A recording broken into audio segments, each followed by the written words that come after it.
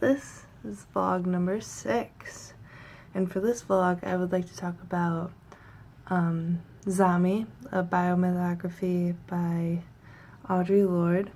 And for this vlog I want to focus on this specific question, and that is, what is the relationship between Lorde and her mother? So first off, the biomythography begins with a history of her parents' past. Why would she give her parents' history instead of diving into her own history or her story? First off, biomythographies are a combination of myth, history, and biography. By introducing her mother the way she does in the beginning here, she introduces these crucial elements in her biomythography. In a sense, her mother's history is a huge part of her own story or biography. Her mother is an influential part of her. In the first chapter, most of the paragraphs describe her mother. She knew is repeated several times. Not once did she say, I knew.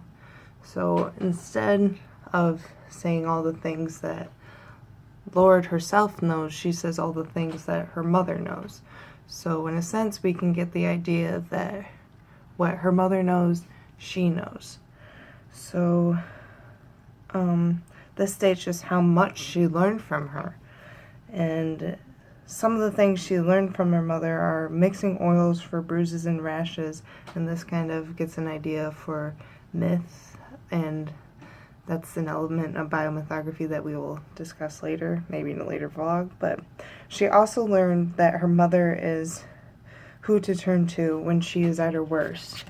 And I got that from page 10 in the biomythography, and it's this little quote down here. I fly unto thee now, O sweet mother, to thee I come, before thee I stand, sinful and sorrowful.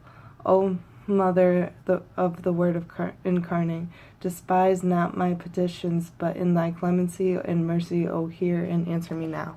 So she's saying when she is at her worst, when she's full of mistakes and wrongdoings, she can come to her mother for forgiveness and mercy. She also learned how to protect herself, like shield herself actually from what's going on around her. She also learned how to talk to people, look them straight in the eye, and know that they have their full attention and they can just reveal anything that they need to talk about. She also learned about food and the sense of communion that comes with that, like gathering together to eat a meal. And she also learned about the simpleness and the pleasure of water, because that she just is something that they all rely on, and it's just a simple pleasure in life that they all get to enjoy. And so these are simple necessities. She learned from her mother the basics of life. There are no real complexities about how to care for yourself, how to see your mother, how the concept of food, and how to talk to people. And so she goes on, however, to talk about the things her mother did not know, which includes how to handle situations that she herself couldn't control, and about white slavers.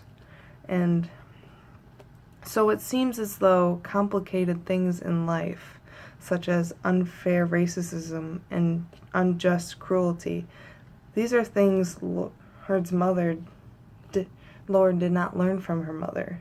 So in a sense, she is grateful for her mother for teaching her all that she did know, but since there are things that her mother didn't teach her, she's a little resentful with her. And we see this relationship throughout the biomythography. She thanks her mother to an extent, but there's always a part of her that wished her mother knew more, so that she knew more about the world around her. So how can we describe this relationship based on this back and forth here? Audrey's relationship with her mother can be described as both appreciative and dissatisfied. And we'll see that throughout the book, and it just kind of helps us understand what is going on, what's the dynamic between the two.